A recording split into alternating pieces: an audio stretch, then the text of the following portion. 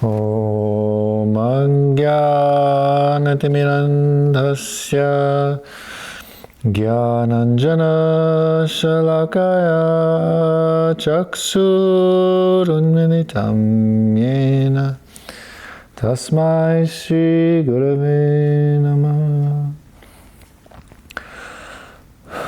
Gurave Gaurachandraya Radhikaye Tadalaye Krishnaya Krishna Bhaktaya Tad Bhaktaya Namo Namah. Yam Bravajantam Anupetam Apeta Krityam Daipayano Virahakataraju Putreti Tanmayatayo Taravo Binedus Tam Sarvabhuta Hridayam Munimanatusmi Tavevasmi Najivami Toya Vina Etivegyai Radhe Tam Naimam Charanandike Shri Chaitanya Mano Bhishtam Stapitam Yena Bhutale Swayam Rupa Gadamayam Dadati Swapadantikam. Hare Krishna, Radhe Radhe. So, today we're reading from Srila Gurudev's lectures given in Holland, 1996. This was the first place still that he visited in the West, coming from India, spending his whole life in India. Coming to the West to help all the devotees of Srila Bhaktivedanta Swami Prabhupada, to inspire them and to nourish them with Harikatha and inspiration to continue developing in the path of love, developing love for Krishna, love for the divine couple, and service to their lotus feet. And so this lecture was given on May 7th, 1996. The title is The Stages of Bhakti. And I read through it, so I'll try to just give the essence of it in a short time. And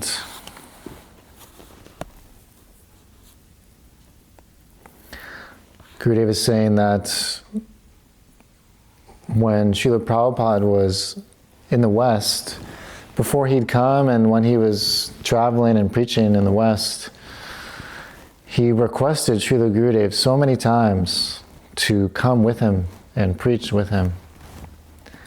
And at that time, Srila Gurudev, he was busy serving his Gurudev, Srila Bhakti Pragyan Keshav Goswami Maharaj, and maintaining that temple there and serving him in so many ways. And then after some time, he ended up leaving our material vision. And Gurudev is saying that whatever a great devotee who is beyond Maya, who is beyond illusion, whatever they say is Sat Sankalpa, it must become true because they are eternally perfect and liberated, just like Krishna. And so they are completely above illusion. And everything they say is true. Because Krishna, he is Satya, he is the absolute truth. So whatever he says is completely true. Therefore, the devotees, his associates, similarly, what they say is also true and eternally perfect. And for this reason, Gurudev is going here and there. He's saying that Prabhupada is dragging me here and there to help spread this mission of Mahaprabhu. And he's saying, what is his mission? The mission is that the name of Krishna, the name of Radhika, the name of Gaura Nityananda will be spread throughout the world. And love for Krishna, love for God will be given everywhere to everyone. That was his mission. And Gurudev is saying that you should know that this holy name is Radha and Krishna themselves. No difference at all, Srila Gurudev would say. And that right now, we are not seeing Radha and Krishna when we are chanting the holy name. There is, Bhaktivinoda Thakur describes two things. There's Shabda Samanya and Shabda Brahman. Shabda Samanya is ordinary sound, referring to any transcendental thing, any mundane thing. It's temporary and it is imperfect. That is material sound. Shabda Brahman is transcendental sound, referring to transcendental things and speaking about transcendental subjects. And so it is eternal and it is perfect. So in our conditioned state, where we are full of so many unwanted things, the name of Krishna that we chant, it is not imbued with love for Krishna. We are not seeing Krishna. We have no desire to serve Krishna. We have more desire to serve our dogs and cats and our relatives in this world. And we have not so much interest, if any at all, about Krishna. Who is this Krishna? I'm more interested in myself and my wife and my kids. I have no time to think about Krishna and serve Krishna like this. I need to, collect so much money and try and acquire things with which I can enjoy my senses. Not thinking about Krishna and serving him. And so we have no realization of Krishna. And therefore, the name of Krishna that we chant is only material. It's only ordinary sound. It's not transcendental, because there's no realization of that transcendental Lord. If we were to have realization of Krishna, we could never go back from that. We could never forget that. Krishna is the most beautiful, the most glorious, the most amazing personality. And Krishna, he doesn't reveal himself so easily. There's a verse, Nayam Atma Pravachanena Labhyo Na Medhaya Na Bahuna Shutena Yame Vaishya Vinute Tena Labhyas Tasyaisha Atma Vivinute Tanum Swam. This is from the Katha Upanishad 1-23. The translation here is saying, the Supreme Soul cannot be realized by discussing the conclusions of the Vedic scriptures, nor can he be known by great intelligence or learning. Only he whom the Supreme Soul favors can realize him. Unto him the Lord reveals his personal form. So, This is a verse that Srila Gurudev would quote often, that basically we cannot realize Krishna by our own effort. We cannot realize Krishna by scrutinizingly studying the Vedas, scriptures, by discussing so many things, by learning, by hearing. Krishna, he has full independence to reveal himself only to those who he wants to. He will not so easily reveal himself, his true self. And so Krishna, he's very hidden and he's very tricky, and he will only reveal himself when he is pleased and when he wants to. And so how can we realize Krishna? How can we turn our Shabda Samanya, the ordinary sound, into Shabda Brahman? And how can we get Krishna to reveal himself to us?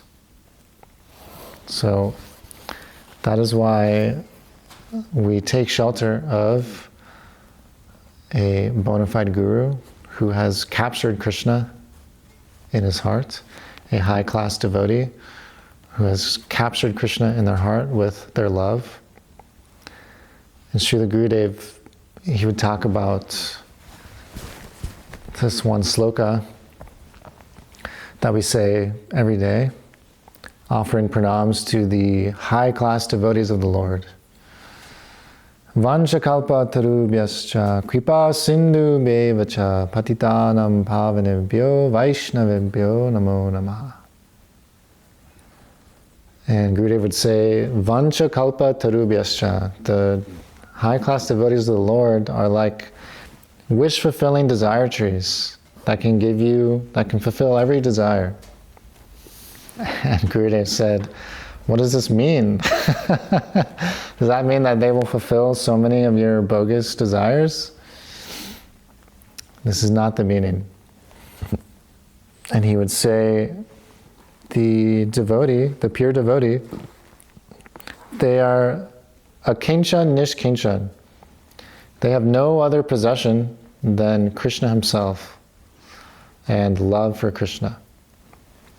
They don't have anything else. They don't want anything else. And so he said that the pure devotee, he will remove all of your other desires, and then he will only leave a desire to attain krsna-prema, and then he will give you that. So that is the meaning of a wish-fulfilling desire tree. He will remove all of your other desires, leaving only the desire to have love for Krishna, and then because that's all he has, he will give you that. And then by that love, you can realize Krishna. Krishna will be attracted to come and serve you and beg for your mercy, that especially if we are of the mood that we are the maidservant of Srimati Radhika. Krishna will beg at our feet to gain entrance to the kunj where Srimati Radhika is present. And he will pray for our mercy that we can let him inside. And then Krishna will very easily reveal himself to us, and we can control him like that and have that loving relationship with him. So Srila Gurudev, he would say that our prayojan, our ultimate goal is krsna-prema and not Krishna. He would say this so many times, Krishna is not our goal. Our goal is krsna-prema, because without krsna-prema, Gurudev said, then we will be like Kamsa. And even if we see Krishna, we will hate him and we'll want to kill him even. Like Kamsa, he wanted to kill Krishna. Putana, she had Krishna in her lap, but she wanted to kill Krishna because she had no Krishna prema. So without Krishna prema, right, we're chanting the name of Krishna all day, every day.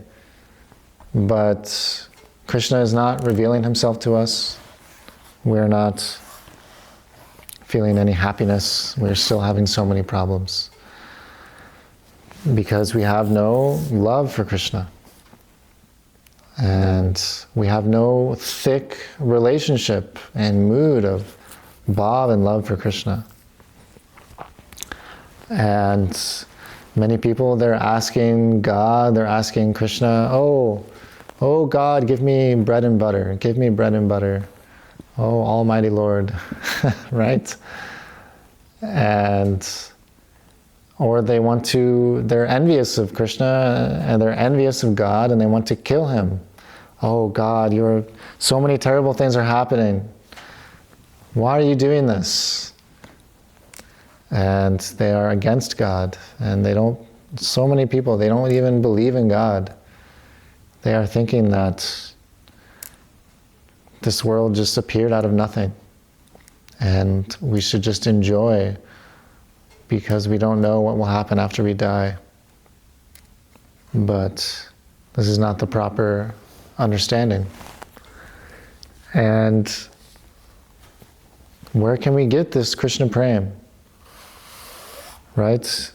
Srila Prabhupada and Srila Gurudev, they would say that love is the universal religion. That everywhere you look, there is love. This is something that is present everywhere in everyone. And that the symptom of love is service. Anyone and everyone, they are loving someone and they are serving someone. The employee is serving their boss. The husband is serving his wife. The wife is serving her husband. The children are serving their parents. The friends are serving their friends. The mother is serving the children, right? The student is serving the teacher. Like this, there's love and there's service everywhere. And that's something that whether you're a Christian or whether you're Jewish or whether you're Hindu or whether you're Buddhist or whether you're Muslim, in any faith, regardless of any faith, there is that symptom of love and service. And so they would say that love is the universal religion that is present at all times, in all places, regardless of any specific faith. So, right, the owner is serving the dog is serving the owner. Everybody is serving somebody in some way, shape, or form. And so,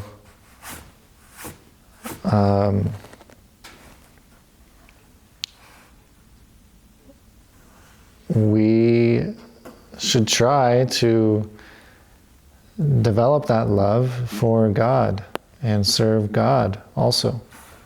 Otherwise, we can never be satisfied, and we will always develop so much material attachment and then have to undergo so much pain and suffering when inevitably everything that we love in this world is taken away and disappears. So this love for Krishna, this is our goal. And how can we achieve this? Only by the association of a high-class devotee who has that love and affection can we receive it. We've talked about this so many times. And throughout Shastra, we constantly hear about the importance of having the association of high-class devotees. Sadhu Sangha, Sarva Shastra Koi, Lava Matra Sadhu Sangha, Sarva Siddhi Hoy. All the scriptures are saying that the association, even a moment's association with a pure devotee, can award complete spiritual perfection. And that we should try to seek out the association of those devotees who are very rasik and who have that very high class of spontaneous love and attraction for Radha Krishna, and pray for a drop of that to enter our hearts, so that all lower tastes, all material attachment can be destroyed, and we can attain a higher spiritual, eternal taste of transcendental bliss, which makes everything else pale in comparison to that reservoir of pleasure that is love and service to Krishna. So there's another sloka by Jud Bharat in the Bhagavatam. I haven't memorized it. He's saying a similar thing, that we have to take shelter of the devotee. Prahlad Maharaj is also saying like this. Maybe we can speak about these verses in another video. That we must smear the dust of the lotus feet of the great devotees over our body, so that we can achieve perfection and attain that love for Krishna that's in their hearts. So, what is that dust? That dust is their Harikatha, is their teachings. And we take their teachings, we take their words, which are imbued with all of their moods of love, and we smear them all over our body, and we meditate on them, and we absorb ourselves in their teachings. And gradually we can come to understand who is Krishna, how he is so beautiful, how he is so sweet, and how he is so loving. And then we can become attracted to going there. I think we've talked about this before, about how Rukmini, there was this one princess, and this was during the time of Krishna, after he had left Vrindavan and gone to Mathura. He was a young prince, and this one princess, Rukmini, Narada Muni, a great sage, had come to her palace and was glorifying Krishna.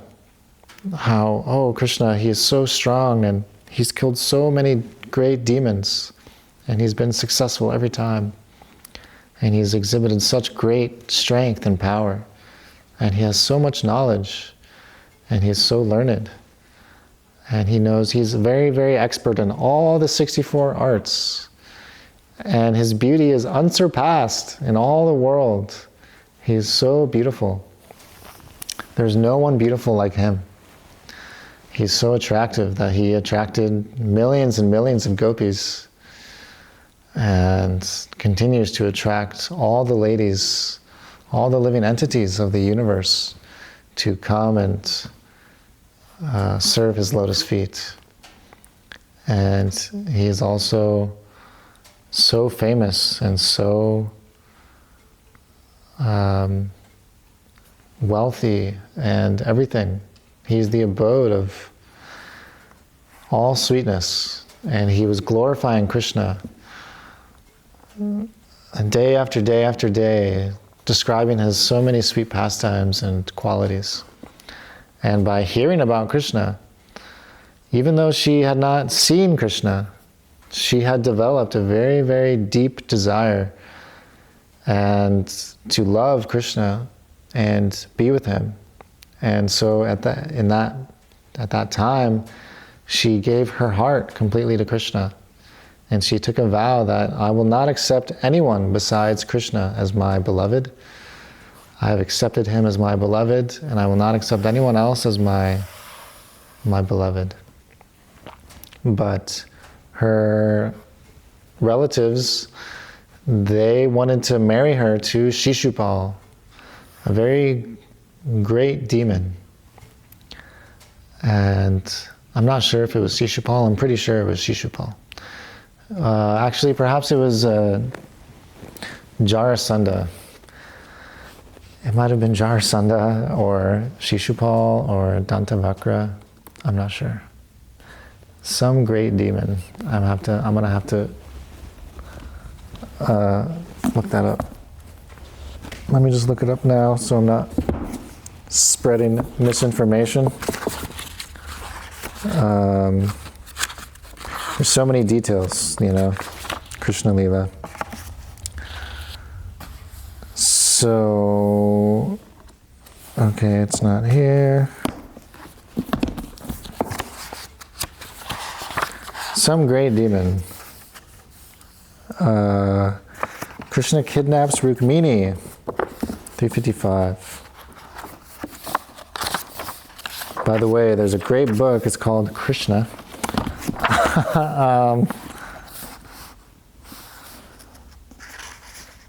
So let's see. Right, Shishupal. Okay, Shishupal. This is one of the first books that Srila Prabhupada published in the West. And it contains all of the verses and some commentary by Srila Prabhupada. It's 2 volumes, or there's a book with 1 volume. It's a summary of it has the whole 10th canto of Srimad Bhagavatam, which is only describing Krishna Lila, the pastimes of Krishna. And so, very, very, very, very, very, very, very beautiful book. When you read that, if you do not become attracted to Krishna by the end of that, your heart is harder than a stone. It will completely melt your heart. It is impossible to read Krishna book without falling in love with Krishna. So Rukmini was meant to be married to Shishupal, but she did not want this. She said she would rather die than have this happen to her. And so she wrote a letter. The day before her marriage, she wrote this letter to Krishna and sent it to him through one Brahmana messenger, and sent it to Krishna. And Krishna was very pleased upon reading this letter. The letter was saying that, "Oh Krishna, I've heard about your great personality, and I've completely given my heart to you. I will only accept you as my husband, my beloved.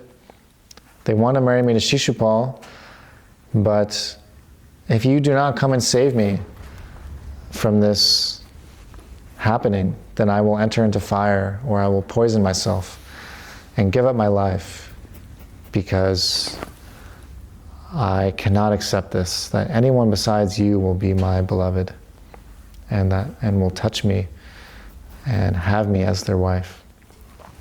So now it is up to you whether you want to come and save me or not. But if you will not save me, then I will give up my life." And this very, very, very strong determination was there in Rukmini. Krishna was very pleased hearing this letter, and so immediately the next day, before the marriage was meant to happen, she was walking down the aisle going to this other temple, like brides do in Vedic culture. And she was praying and praying and praying.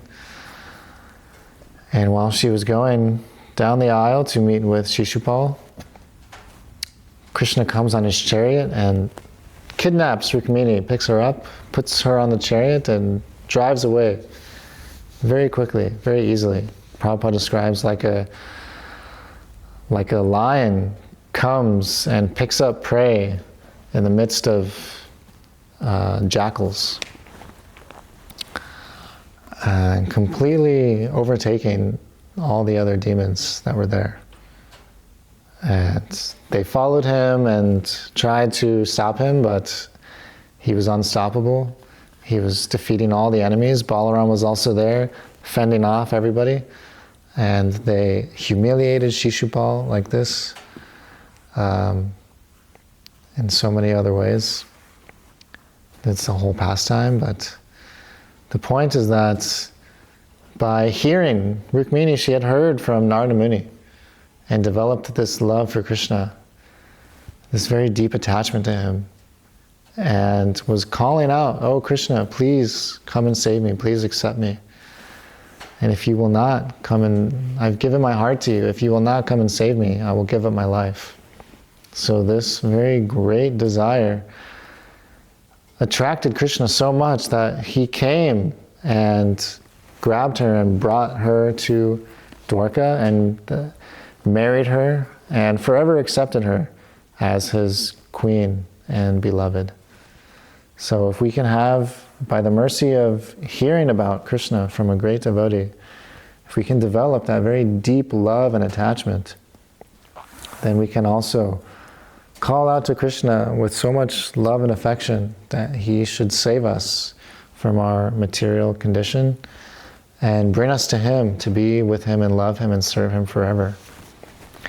This is the importance of sadhu sangha and developing love for Krishna in a specific relation.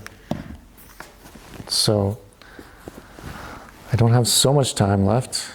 I'm just going to briefly try and get through the main points of this lecture.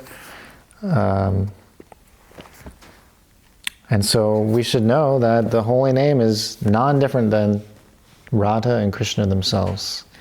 And if we can continue chanting with so much fixed attention and love and affection, then one day we will realize that we will see Radha and Krishna. Gurudev is saying, Radha and Krishna will come in their divine forms. Radha and Krishna right there. They will come in front of us and we will see them by the grace of Guru and Gauranga.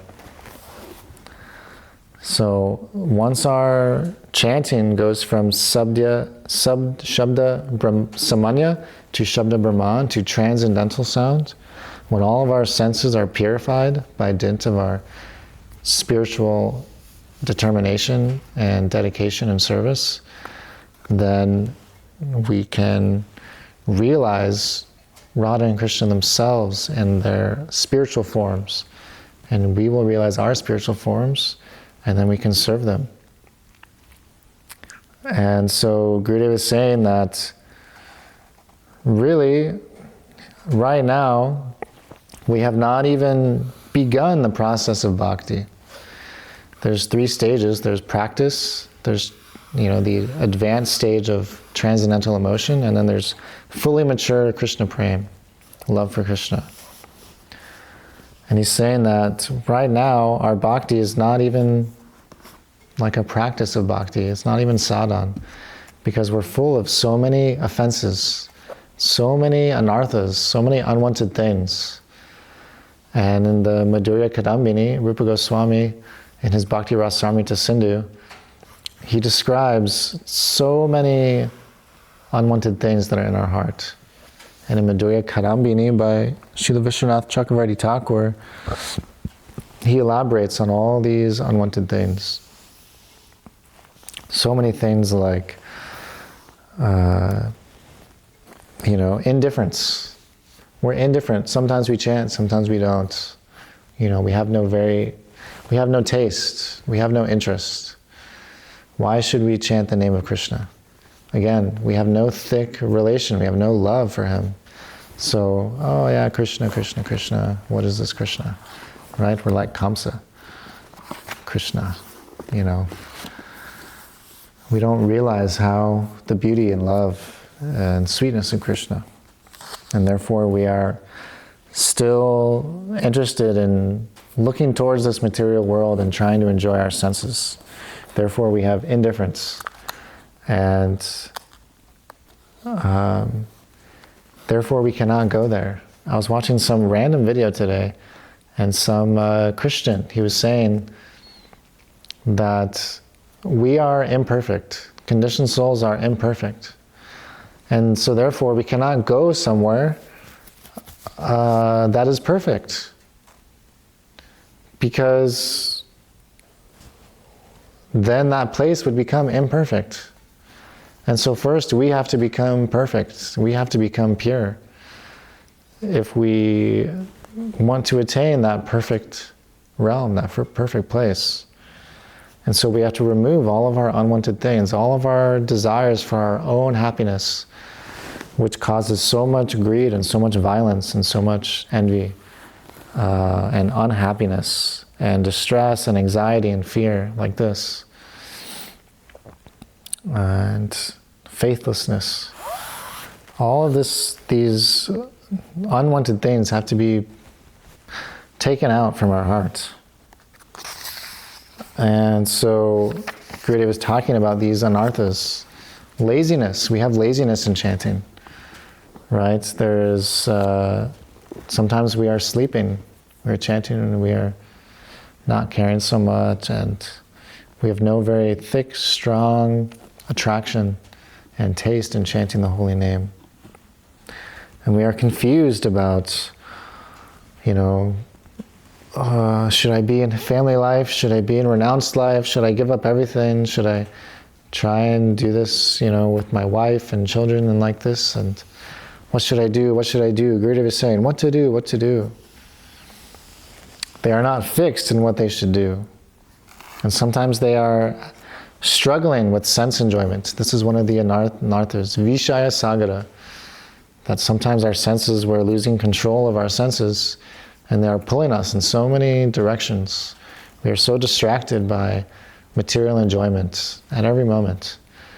We are forgetting Krishna, and that is the material world, forgetfulness of Krishna. This is brings us down to this world and causes us so much fear and false ego like this, thinking that we are this body, and so many things, that all of these worldly relationships are eternal. So therefore we have no determination. We cannot fix our mind in Krishna consciousness. And Gurudev, he makes this point here that regardless of whether you're in family life or grihastha life, or renounced life, he's saying that if you're in family life, you should be like the Pandavas, like Arjuna, like Draupadi, right? And we should think that, we should have no attachment to our wife, to our children like this. We should simply be thinking that, and he's saying that we can be attached to them in the sense, if we're thinking, oh, my child is Krishna's servant. My child is the beloved of Krishna. My brothers, my sisters, my mother, everyone, they are the eternal beloveds and servants of Krishna. And so therefore I am serving them with that mood, that they are the devotees of Krishna, and I should, support and nourish them and help them. So in this way we can have, we can engage properly, but we shouldn't think that they are ours, or, right, try to enjoy them. Krishna, again, is at the center. And then that's proper family life. No attachment. And Gurudev is saying that if we're in the renounced order, then really everyone is our family. Everyone is our brother and our sister and our mother and our father, the whole Guru Varga. And that he's saying here, he mentions that like all of their followers, right? All of our followers are like our children, like our sons and daughters. Srila Prabhupada, he would say that, I gave up family life, and now the whole world is my family. I have so many sons and so many daughters. Gurudev would say like that also. And And Gurudev, again, he's saying here that we should not think that all of our disciples are disciples. He would say that we should have no false ego that all of these people are my disciples. We should think that they are simply like friends. And it's amazing. Gurudev, he brings up this point so many times. We can see it here. It's come up so much recently because it's so important to not think that we are some great personality and some great authority, that I am Guru, I am Guru, I am Guru. Because then you will be puffed up and you will think that I am the monarch of all, and you will have so much pride, and you are bound to make some offense, you are bound to become puffed up, and it will get to your head and you will fall down. And right, when Ramaharshana Sutta was speaking to an assembly of great sages, he was put in a position by Vyasadeva as like the acharya of one of the Vedic scriptures, maybe the Atharva Veda, something like that. And so many sages were in the audience, and he was speaking. He was sitting on a very high seat and speaking to so many people. And Baladev Prabhu, he walked in. Baladev Prabhu is the expansion of Krishna, the first expansion of Krishna, the Akhanda Guru Tattva, the wholesale Guru, Gurudev would say, the source of all manifestations of Guru. He is the supreme personality of servitor Godhead, Prabhupada would describe it. He is the embodiment, he is Krishna himself, who is the embodiment of service to Krishna. So he is Krishna who is showing us how to serve Krishna in the topmost way. And all other gurus are simply his expansions and followers. But Brahmaharshana Sutta was so puffed up that I know everything. And when Baladev Prabhu came in, he thought, oh, who is this cowherd boy? He doesn't know anything. I know everything. And he didn't offer respect to Baladev Prabhu, right? And everyone in the assembly stood up and offered their pranams to Baladev, knowing his glorious position. And so Baladev Prabhu thought, oh, you are not qualified, Brahmaharshana Sutta, you are not qualified to be a guru. You have no idea how to properly honor and respect devotees, what to speak of, guru. And so he took a blade of grass and he cut his head off. And the story goes on. But the point is that if we are to become so puffed up that we think that we know everything, that we are the source of everything, and then we can even disrespect Krishna himself. We can disrespect Srimati Radhika and all the devotees, and cause so many problems. So Srila Gurudev would always say that humility is synonymous with prema. That humility and love are two words for the same thing. And where there is humility, there is love. And where there is love, there is humility. And so he said that if there is no humility, we can understand that there is no love. And if there is no love there, then there's no humility there. This is the indicator of the presence of love, is that so much humility will be there. And the devotee will think themselves so insignificant and so low, and understanding their position in relation to Guru, in relation to the whole Guru Varga, in relation to Srimati Radhika and Krishna themselves. What are we? We are so insignificant. We don't know anything. We don't have anything. We don't have any love. And Srimati Radhika herself is the most humble, Srila Gurudev said. She is seen everywhere, looking everywhere, and seeing that everyone is loving Krishna except her. And so this is a very deep mood, something to meditate on more and understand much more deeply. But one of these 6 limbs of surrender is karpanya, humility. That we have to humble ourselves and understand that we are in ignorance and we need help and we need guidance. And so even Srimati Radhika, she takes guidance from Lalita Devi, right? And Vishaka Devi and her gopis.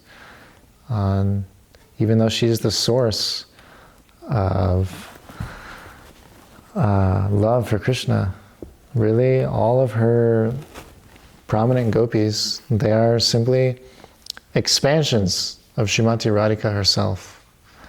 They are non-different expansions of Radharani, and they are different aspects of Radharani's moods.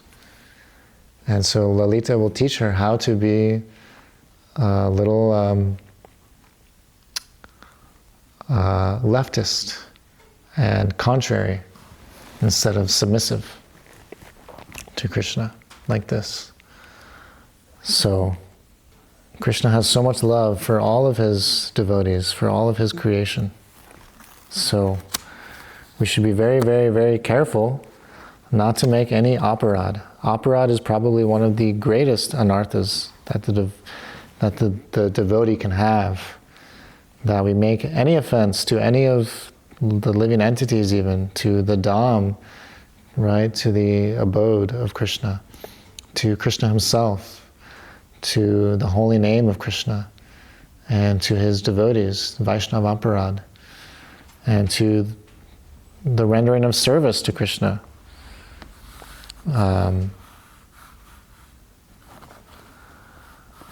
Right? If there is love, then we always want to glorify and please our object of love and service. And we do not want anything for ourselves. Otherwise, we will begin to think that we are the Supreme Personality and we will want to be the enjoyer. But the beloved, the reservoir of love for Krishna is always in that mood of, I am the servant, I am the servant. We will always try to understand and think about what can we do to serve our object of service and please our object of service, and how we can love and please them instead of ourselves with humility, and not think ourselves to be the object of worship and the object of service. So Gurudev is giving this example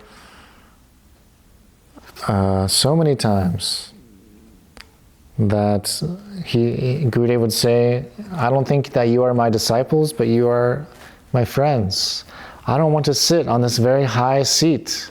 He said, I want to sit down there with all of you on the same level and be like friends. Gurudev is saying here that Rupa Goswami, he never thought that all are my disciples or all of these people are my servants. And although he said he thought of Raghunath Das Goswami like his own brother, like his friend.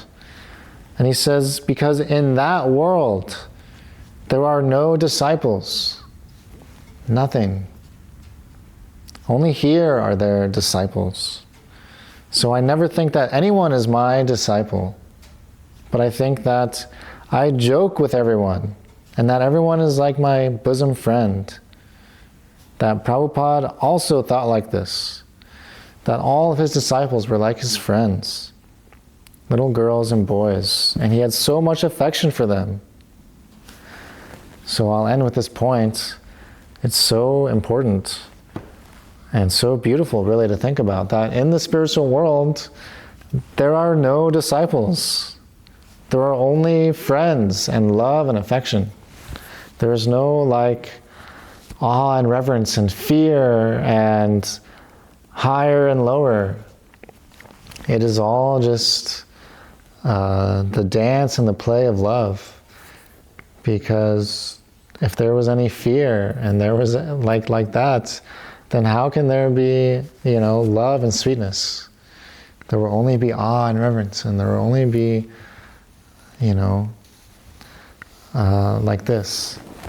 And there's still submissiveness, and there's still love and sweetness and humility, but it's not imbued with fear. Right? In the first verse of Vilap Kusmanjali, Rati Manjari, although Rupa Manjari is like his guru, Gurudev would say that sloka is like a joke. He's joking with his guru. He's saying, oh, your husband is away from home right now, but it looks like your lip has been bitten. And it is very red, being bitten by the best of parrots.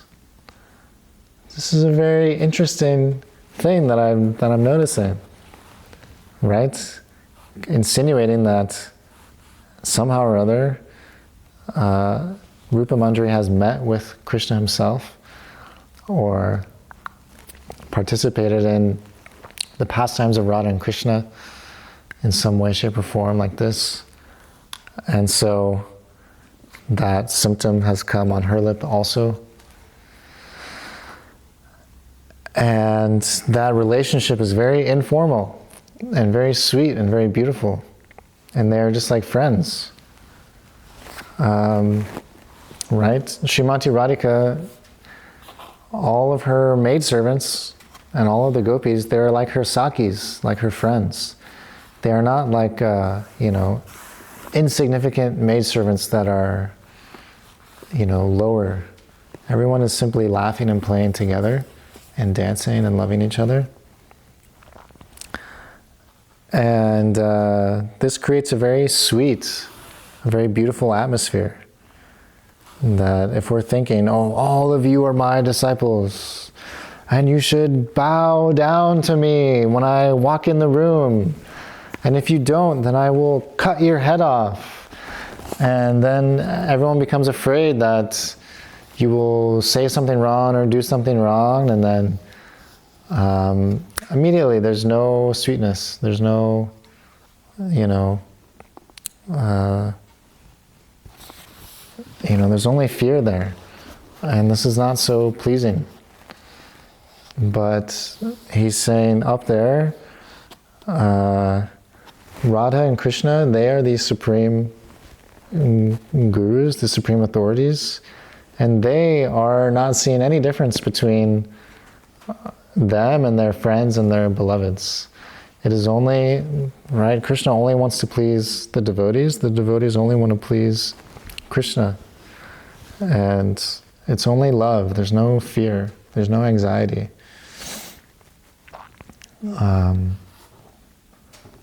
So, like that, Gurudev is saying that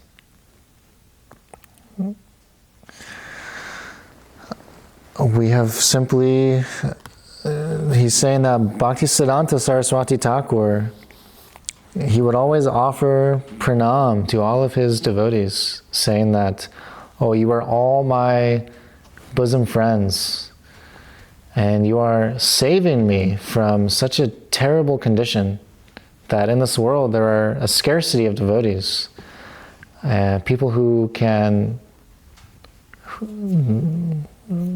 discuss, who I can discuss Krishna Katha with and speak about Krishna with. And so all of you are my very, very dear friends because you are saving me and reminding me of Radha and Krishna and speaking about him with me and inspiring me to speak about him. So really you are all my very dear friends. And so this is the mood. Gurudev is saying that any good or qualified teacher or guru does not think that everyone is their disciple or servant. And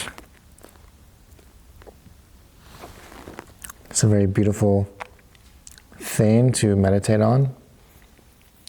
And I think I will end here. There's more to this lecture. I didn't get through everything, but we will continue next time. Gora Premanande Hari Haribo Haribo.